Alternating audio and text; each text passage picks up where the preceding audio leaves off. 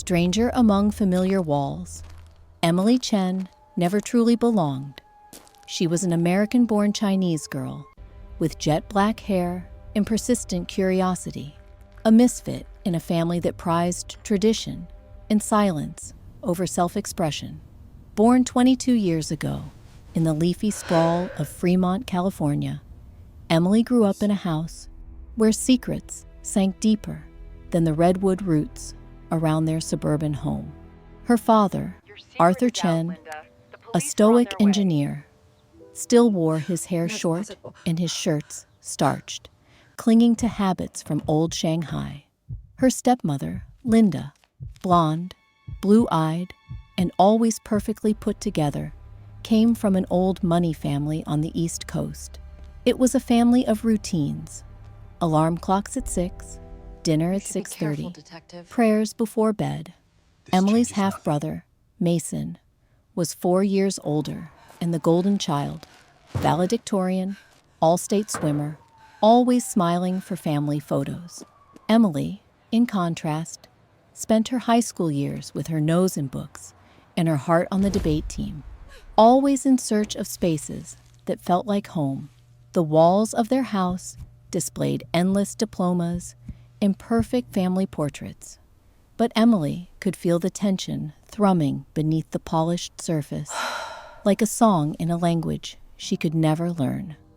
The loss of her mother when she was 9 was a wound Emily could never quite hide.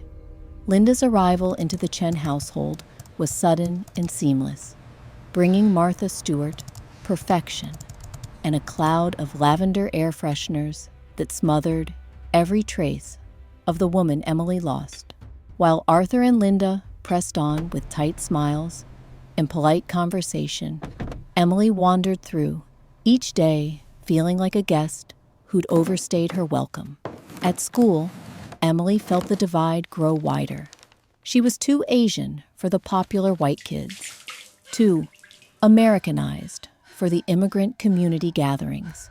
She became an expert at invisibility, ducking into library corners or slipping out to late-night coffee shops to write her secret thoughts in spiral-bound notebooks.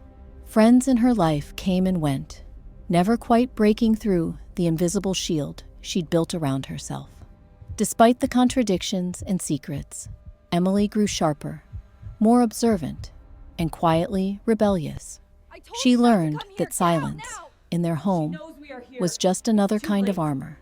Every Thanksgiving and holiday gathering, watching her father and stepmother whisper behind closed doors, she'd wonder, what did it truly take to break free from a family that felt more like a lock than a shelter? Little did Emily realize, the answer would come sooner and more painfully than she could ever imagine. The leverage of betrayal. It all started in the thick heat of a California summer.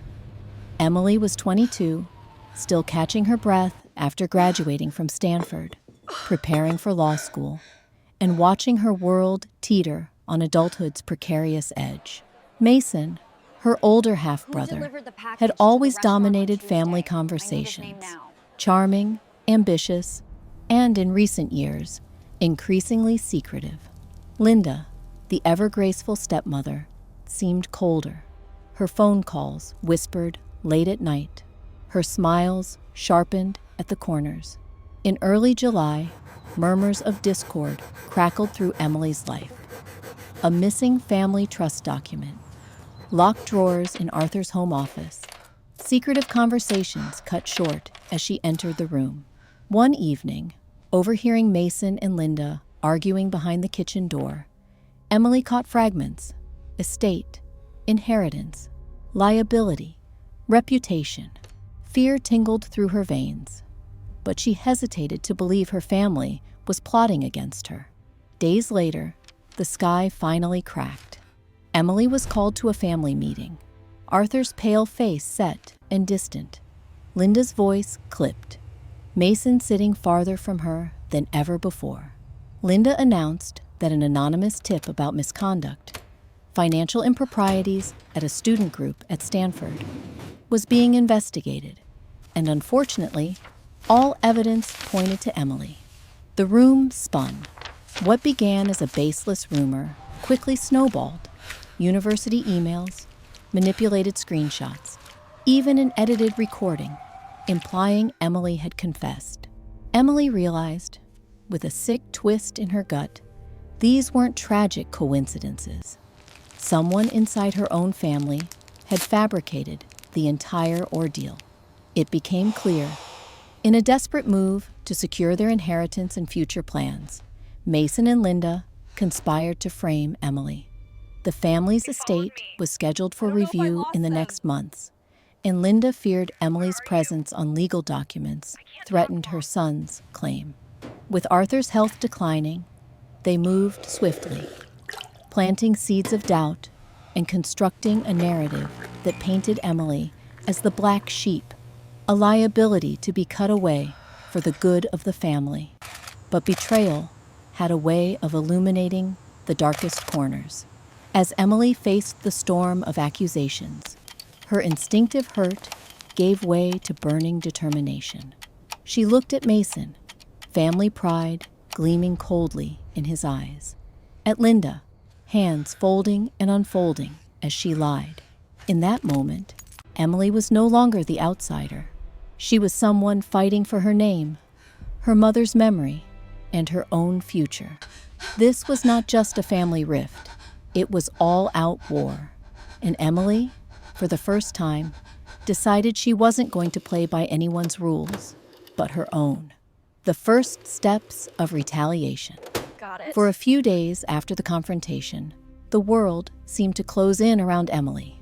Panic and disbelief mingled inside her. But beneath it all, there was a stubborn thread of clarity, a sense that something inside her was finally waking up. Not the hurt child, invisible in her own house, but someone older, sharper, a survivor, forced from shadows into the uncertain glare of daylight. Instead of collapsing, Emily resolved to take charge of her narrative. She started by retreating into the tools that had always brought her solace: research, logic, and method. She drew upon her knowledge from undergrad law classes and her knack for analytical thinking. Each evening, with a cup of tea and her battered laptop, she set about gathering every scrap of information she could find on the accusations. Washed in the blue glow of her screen, Emily scrolled through emails, transcripts, and files, using skills honed from years of debate to spot patterns, identify inconsistencies, and reconstruct the chain of evidence. One night, Emily caught a break. While parsing through old cloud backups, she recovered a metadata log from her email account, a set of timestamps that didn't align with the activity in the university's so-called evidence. Digging deeper, she matched IP addresses from the logs to the Chen family home. It became clear. The very devices used to frame her were sitting in her own living room. Who else could have orchestrated this but Mason and Linda? Yet evidence wasn't enough. She needed allies. Recalling her debate teammates and a dorm mate now running the campus newspaper, Emily reached out for help. The supportive messages that came back reminded her that she wasn't entirely alone. Her roommate Laura, always quick with a joke, offered to help with tech forensics, while Tyler from student government connected her with a lawyer specializing in digital evidence. Their conversations didn't just help technically. They lit a spark of hope and camaraderie. Emily developed a tactical plan. Step 1, isolate and secure hard digital evidence. Screenshots, logs, and key backups on the cloud, with copies sent off-site where her family couldn't reach them. Step 2, map out the timeline to reveal the pattern of behavior, showing malice and intent. Step 3, with Laura's help, begin soft outreach to organizations sympathetic to her story, including Asian American student groups and social justice advocates on campus. Emotionally, the work was grueling. Each new piece of evidence proved the extent of betrayal, Yet steeling herself, Emily found a strange pride in her meticulousness. She became a silent observer in her own home, noting shifts in routine, the nervous flicker of Mason's eyes, Linda's hush-hush phone calls in the pantry. By mid-September, Emily had amassed enough for a preliminary dossier, a neat folder on a secure drive with notes, logs, and annotated screenshots. With each edition, she felt the contours of her agency return.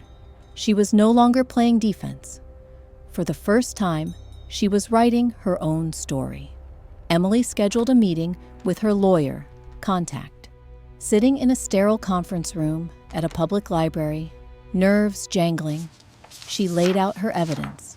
The lawyer, a sharp-eyed woman named Allison Green, quickly recognized the case's gravity and its wider implications about family power dynamics and digital manipulation. Together they strategized next steps, carefully drafted statements, the possibility of media involvement, and a checklist of legal actions. Internally, Emily made a quiet vow. Whatever happened next, she would not let silence protect her family's cruelty. There was still risk, emotional, financial, social. But as she walked back through the dusk, the streetlights flickering on one by one, Emily felt, for the first time in years, a sense of purpose answering every tremor of fear. The first steps of retaliation were not grand or explosive. They were solitary, deliberate, grounded in intellect and resilience. But they were steps all the same, and in ways both imperceptible and profound. The balance of power in the Chen family began to shift. The unmasking script on social media. Autumn arrived in Fremont, painting the sidewalks with crisp gold and ochre. To the rest of the world, the Chen family remained a model of quiet suburbia. Arthur driving the same Navy sedan to work. Linda pruning roses for the annual block party. Mason flashing his effortless smile on LinkedIn. But in the villa's second-floor bedroom, Emily was setting the stage for a confrontation that would spill far beyond family boundaries. She spent weeks revising her approach. Public exposure was bold, risky, and irreversibly final. But every time she watched Linda rehearsing her neighborly smile, or overheard Mason mocking her behind closed doors, Emily's resolve sharpened. She no longer wanted quiet vindication. She wanted the truth out in the open, on her terms. The first step was control. Emily created a private digital archive, securely uploading all her evidence, metadata logs, altered screenshots, misleading audio snippets, to an encrypted cloud drive. She drafted annotated timelines, matching data to family calendars, until every detail could withstand scrutiny. But digital evidence alone, she knew, would only reach so far. So Emily reached out to her network, a group of old debate friends, Laura, tech wizard in hiding, Tyler, the PR mind, and a discreet contact at a student journalism site. Together, they planned a coordinated public reveal. Their group chat, flooded with memes and strategy notes, became a nerve center for Emily's counterattack. The big day arrived. Emily sat before her laptop, heart pounding, staring into the blue-white glare of the screen. Her statement, a careful mix of narrative and hard fact, painted the entire picture. A daughter falsely accused, evidence planted by those who stood to benefit, the private grief beneath shiny family portraits. She attached documentation and, crucially, included steps readers could follow to verify everything she claimed. Click. Her post went live, first to her own social media, then shared by friends and classmates to campus forums, Asian American advocacy groups, and legal aid pages. Within an hour, her inbox exploded. Some messages were standard internet venom, but more spoke of solidarity. Messages from other students who had survived similar betrayals, from activists applauding her bravery. Journalists reached out for comment. Small local news outlets picked up the story. Hashtags in support of Emily trended across her college's digital landscape. With the story out, the Chen family facade began to crumble. Linda hastily deleted family photos from her Instagram, while Mason locked his accounts. Neighbors, many of whom had only ever seen Emily in passing, began whispering about the allegations versus the glowing Christmas newsletters from years past.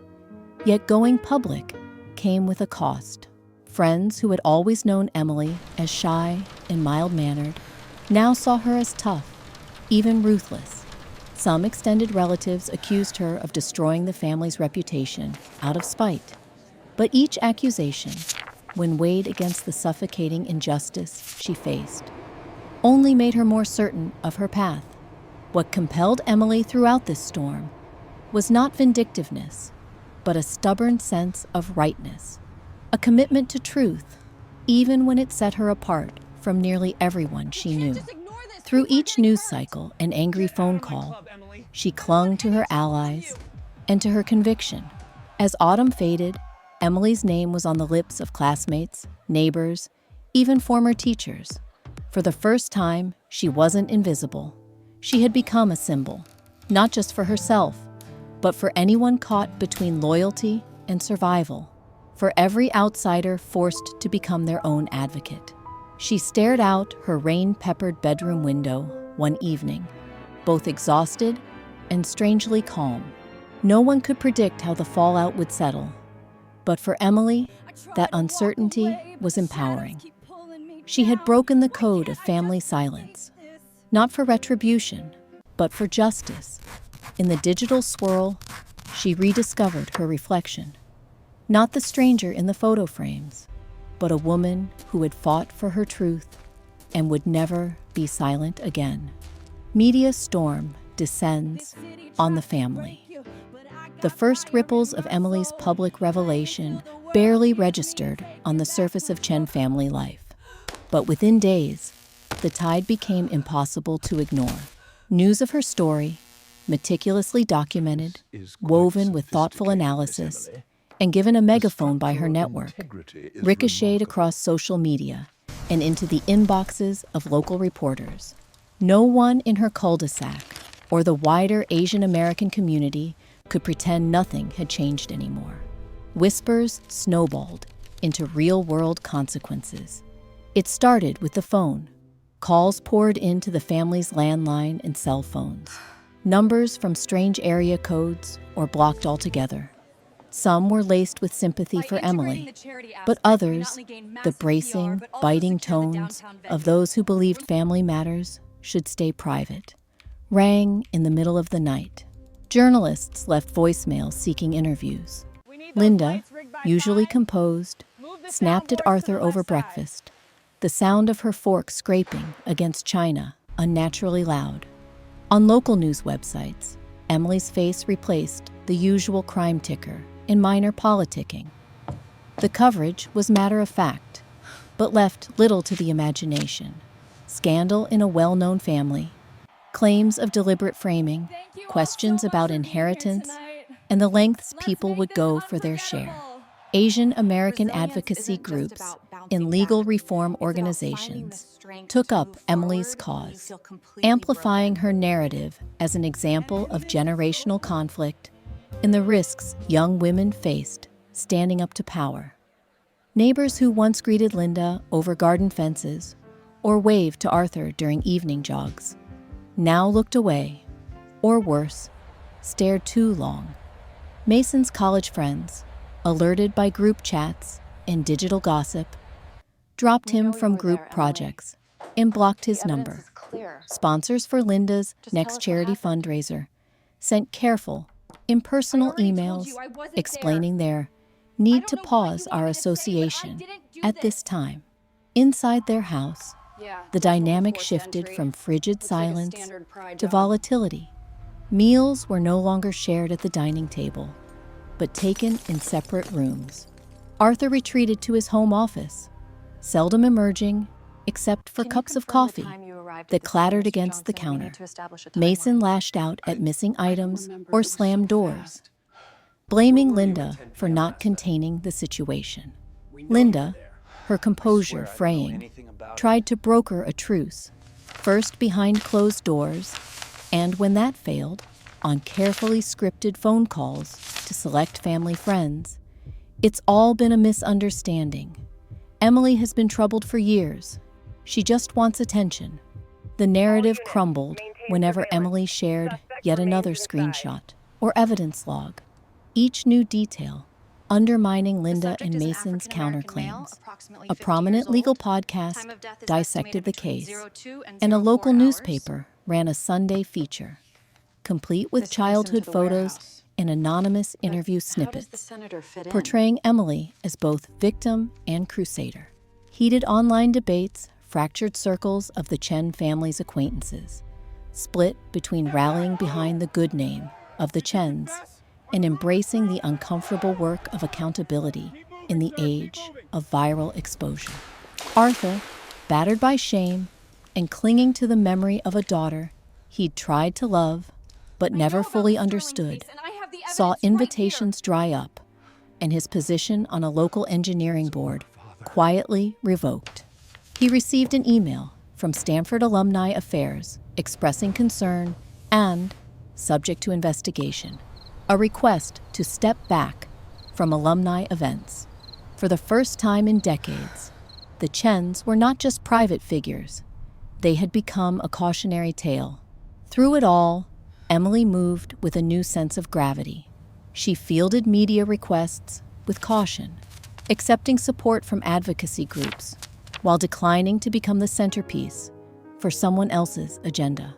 She responded to hate mail with silence, a conscious choice to let her facts, not her rage, do the talking. On campus, students recognized her and offered fist bumps or knowing nods. Older relatives sent cautious messages, some apologizing for past dismissals, others simply drifting away entirely. But the sharpest cut came from the last zone of family loyalty, extended family, many of whom Emily had seen only at lunar, New Year banquets, or weddings. Now cousins and aunts messaged to say they needed distance for now. One uncle's lawyer called Arthur to warn that this sort of mess has a tendency to taint a family's name for years. Still, Emily pressed forward, her lawyer refining legal arguments and marshaling support for the possibility of court, not just for her name, but for her mother's memory and the principles she believed in. The media storm forced every member of the Chen family to reckon with their choices. Linda's efforts to curate a perfect life collapsed under scrutiny. Mason was forced to confront a future in which his misdeeds were public record, and Arthur wrestled with the truth that silence did not equal safety. At every turn, Emily pushed for honesty, no matter the price. What began as a desperate gambit for control by Linda and Mason had spiraled catastrophically. Emily's cause was joined by students staging rallies at Stanford's gates, by TikTok creators reposting segments of her story with hashtags like Justice for Emily, and by lawyers drawn to the precedent her ordeal could set. Newspapers debated whether this was about culture, generation, or simple greed, but Emily knew, deep down, that it was about dignity, self-preservation, and finally refusing to be invisible. Over weeks, as the family's investment accounts were frozen and legal inquiries launched, Emily weathered the emotional whiplash of her choices. She sometimes grieved for the stability she'd lost, but more often, she felt a greater sense of self each time the truth landed in public space. There was no going back. The Chen family, once a fortress of appearances, had been split wide open for the world to witness what lay beneath. The cost of truth. After the frenzy of cameras, online outrage, and the family's implosion, The autumn clouds above Fremont seemed heavier, more permanent. The Chen family, once governed into harmony by forced rituals and photo-perfect dinners, now moved through their broken home with quiet resentment. There was no illusion of normalcy anymore. Mommy, are we poor? Every silence was suspicious, every closed door a boundary. But for Emily, the real reckoning had just begun.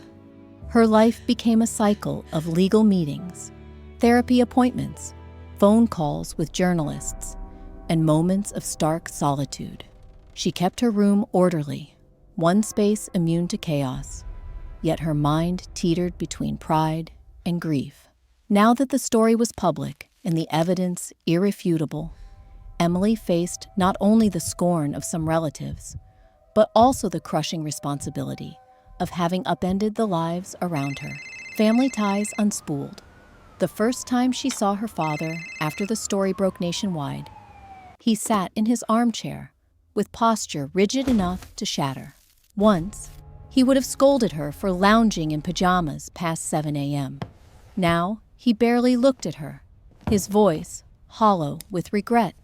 Yet, beneath his stoicism, Emily sometimes caught glimpses of empathy, like the way he left her favorite snack on the counter with no word, or the hesitant way he'd pause at her bedroom door, then turn away.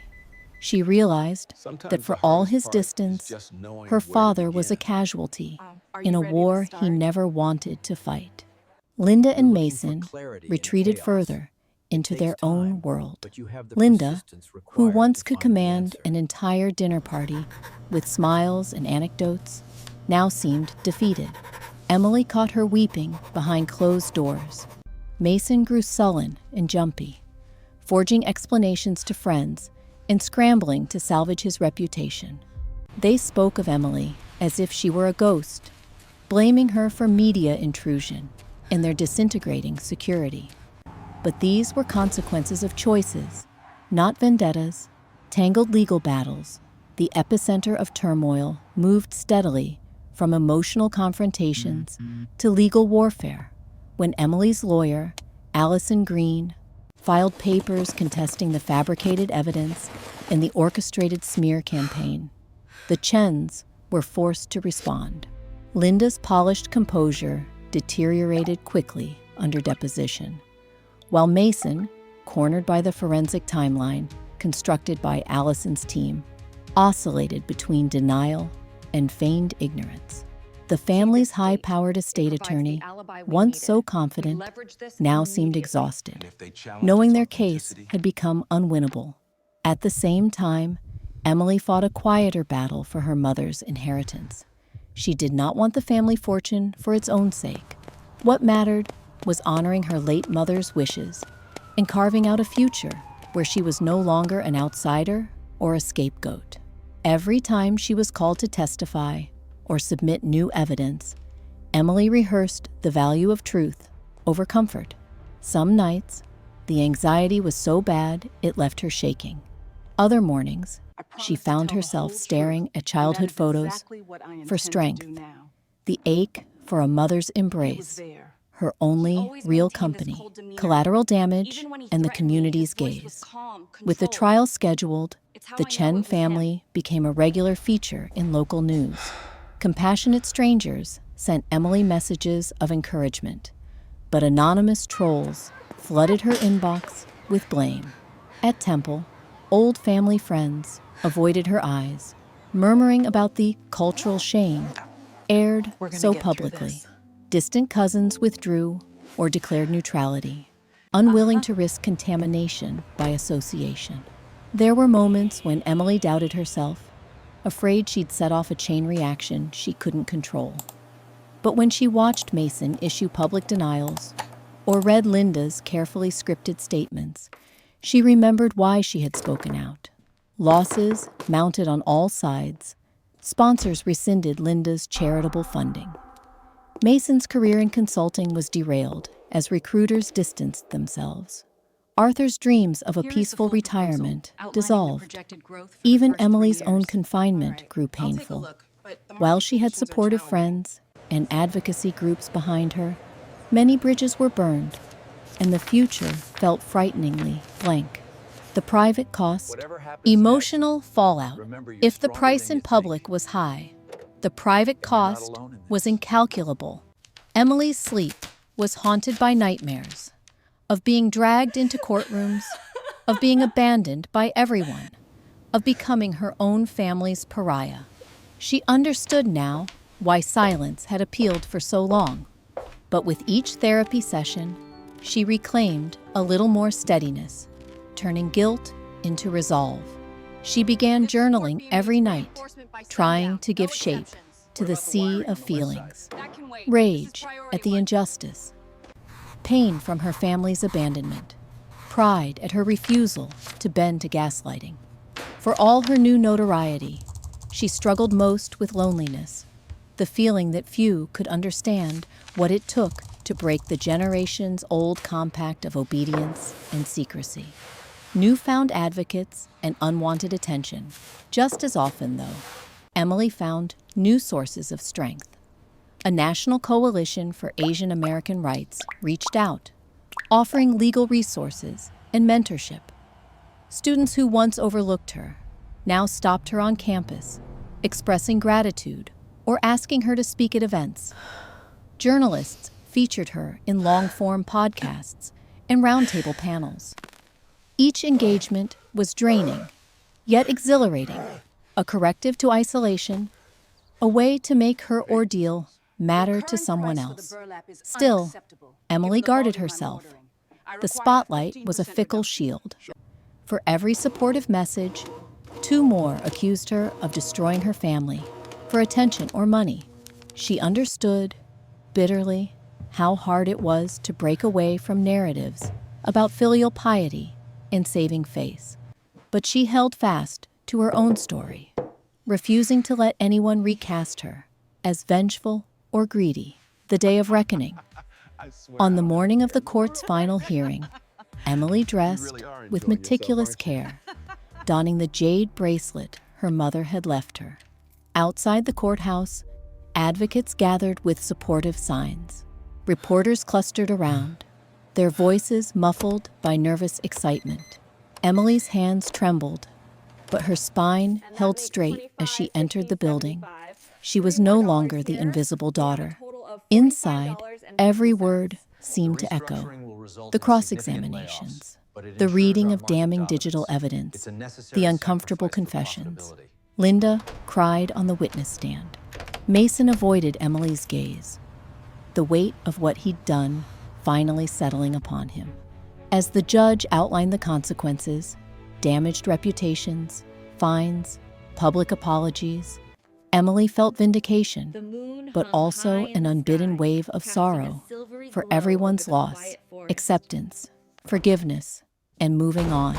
In the days that followed, Emily grappled with questions of forgiveness. She found she could not hate her father, not truly. He was a product of fear and tradition.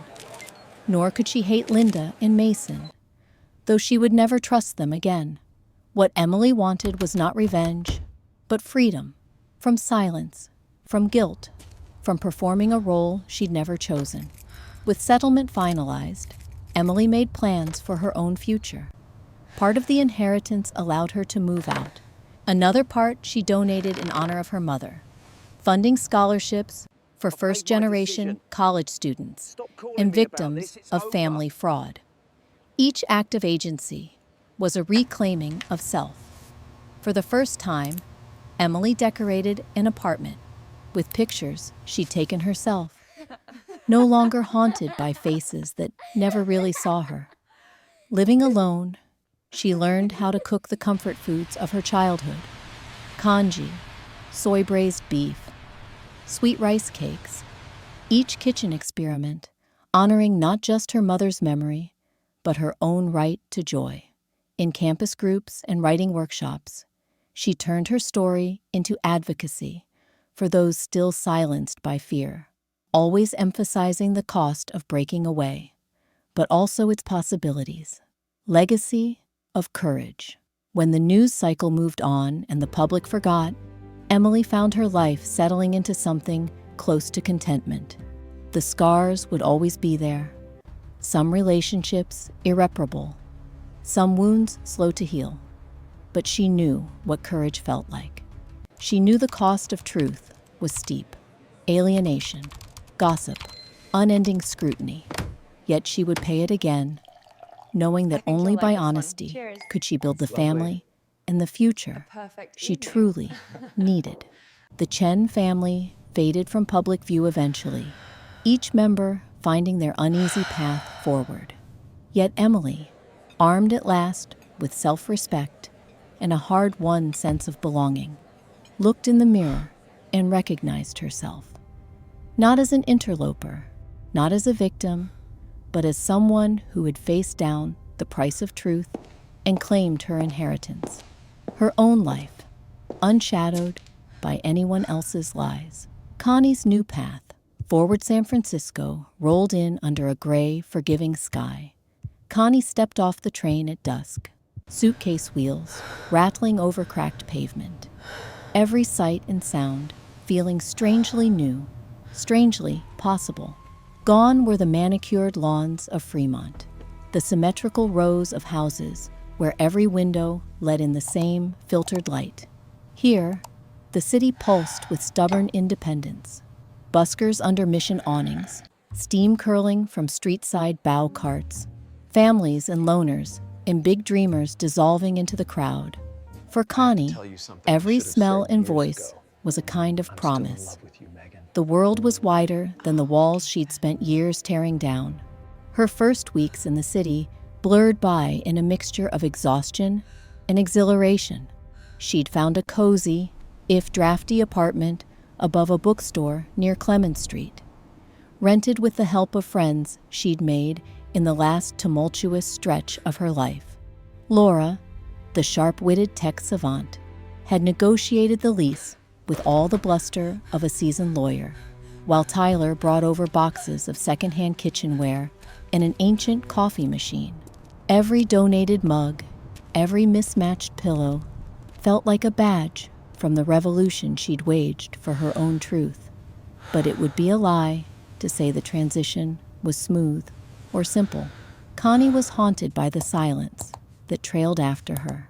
Awkward pauses in text threads with cousins who once joked with her, the weight of her father's hesitant voicemails, the phantom ache for traditions that no longer belonged to her. Gone were the carefully staged family dinners and the ritual Sunday outings that, though hollow, still offered a framework for belonging. In their place were the uncertain, exhilarating, and at times terrifying rhythms of living on her own terms. Some mornings, she woke with a jolt, half convinced she'd made an irreversible mistake. Should she have remained silent? Was truth worth orphaning herself for, even symbolically? On other mornings, the sunlight on new sheets, the sound of city life below her window, made it impossible to imagine any other choice. Freedom, she realized, wasn't the absence of pain, but the presence of possibility. Every day brought small acts of reclamation. Connie began each morning with a walk through the Richmond district, learning the textures of her neighborhood, the beetle nut tang of the corner store, old women gossiping through open windows, murals blooming along alleyways. She shopped at local Asian markets, collecting ingredients her mother once used, dried shiitake, soy sauce, new ginger, and experimented in her cramped kitchen, botching recipes her mother had never written down. With every clumsy dumpling, every fragrant pot of congee, she built rituals that were hers alone. Connie poured herself into her new community, not as a performative gesture, but as a survival mechanism. She volunteered at a campus center for first-generation college students, careful not to present herself as a martyr, but open about her story. Her experiences, once a source of embarrassment, became a bridge. Students and even professors shared their own tales of exclusion and expectation, creating circles of solidarity where silence had once smothered solidarity. After hours, she collaborated with Asian American activists on workshops about digital privacy and family dynamics, cautioning others about the wounds that often festered behind polite facades. Her advocacy spilled over into writing. Connie's story was published, first anonymously and then under her own name, in several national publications and independent zines. She didn't sensationalize the saga of betrayal or pretend to be entirely healed. Instead, she pushed herself to be honest about the costs of speaking out, the loneliness, the suspicion from her own community, the small freedoms gained at immense expense. She received emails from strangers thanking her for her candor. Others accused her of tarnishing the image of Asian American families. That backlash stung. But Connie had learned that changing public narratives didn't require universal approval, only the courage to speak in the first place. As autumn deepened, bringing San Francisco's chilling, fog-bound evenings, Connie found resilience she never knew she possessed. She learned how to be alone without being lonely. Some nights, she'd wander the city with friends, karaoke in Japantown, late-night pho in the Tenderloin, rooftop movie marathons that dissolved the ache of old arguments. Other times, she'd lose herself in the stacks of the used bookstore downstairs, scribbling poetry or letters she never intended to send. The ache for her family didn't disappear, but she could carry it without letting it define her. What surprised her most was the way her personal battles intersected with larger movements. As issues of generational trauma and cultural silence gained traction on campus and online, Connie found herself invited to speak on panels, contribute to documentaries, and join ad hoc coalitions. She insisted on nuance, refusing to let herself be cast as a simple hero, victim, or outcast. She talked openly about the pressures of filial piety, the hidden costs of upward mobility, and the oft-ignored complexities of Asian American identity. "We are not just model minorities or black sheep," she said at one forum. "We're whole people with stories worth telling, even when they go against the grain." Through all of this, Connie gradually carved out a new relationship with her past. Therapy helped her disentangle what she'd internalized from what had been imposed on her. She let herself grieve for the mother she'd lost and the father she might never truly know. She kept a jade bracelet, a memento from childhood, on her nightstand, not as a relic of pain, but as a reminder of heritage and endurance. She reconciled in small ways the warring impulses of loyalty and self-respect. Financial independence was another frontier. With part of her inheritance, Connie set up a small fund in her mother's name, dedicated to scholarships for first-generation immigrant students and support for survivors of family abuse. The rest, she managed with careful frugality, piecing together part-time jobs, writing stipends, and freelance translation gigs. For the first time, the fruits of her labor and her values were truly her own. Each month unplugged a little more of her fear about the future. Estrangement from her family waxed and waned. Some relatives sent cautious, brief emails. "Hope you're well. Auntie misses you." Her father, isolated but stubbornly proud, sometimes called without speaking, a silent presence on the other end of the line. Linda and Mason, now publicly discredited, vanished into their private worlds. At first, Connie raged at these absences, but over time, she came to see them not as rejections, but as a kind of clearing, a space to rebuild on her own terms, whatever family might one day mean to her. By winter, Connie realized the new life she'd dreamed about was not one secured by vindication or even victory, but by day after day insistence on being honest with others, with herself, with the world she moved through. The city was no less chaotic or uncertain than the house she'd left. But here, at least she could choose her mistakes as well as her triumphs. That freedom, she decided, was worth everything she'd lost. She built new rituals for belonging. Sunday night dinners with friends who'd become like siblings. Lunar New Year potlucks with dorm mates and neighbors. Volunteer shifts at local food banks. Bit by bit, she saw how chosen family could fill the spaces left by blood. Every laugh in a crowded restaurant, every shared confidence over takeout, stitched together a quilt richer than anything her old house had held. Spring returned with a tentative hopefulness. Flowers pressed up through city cracks. The air softened, and Connie caught herself smiling into the wind coming off the bay. One afternoon, she gave her mother's scholarship its first recipient, a college sophomore who'd braved their own tempest of family expectation. Handing over the check, Connie felt the old ache subside, replaced by pride. The pain of rupture had given rise to possibilities. She tried, when she could, to call her father. Sometimes he answered with silence. Sometimes a short story about his garden, never with apology. It wasn't perfect, not by a mile. But Connie understood that some distances would always remain. She made peace with the idea that reconciliation, if it ever came, would arrive in half steps. The day she finally allowed herself to hang her own photographs, scenes from trips with friends, fuzzy shots from explorations of Chinatown, sun-drenched landscapes from local parks, Connie realized she'd arrived at a kind of homecoming. Not the triumph of vindication over adversity, but the slow, quiet miracle of continuing on.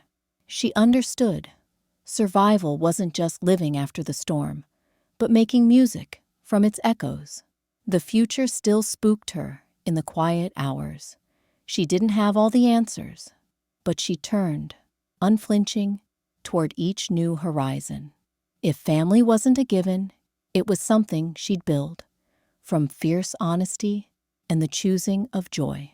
Connie closed the window of her tiny new home as night settled beyond the city skyline, and for the first time in years, she whispered, a prayer, a promise, or maybe just her own name, into a room where her voice no longer needed to hide.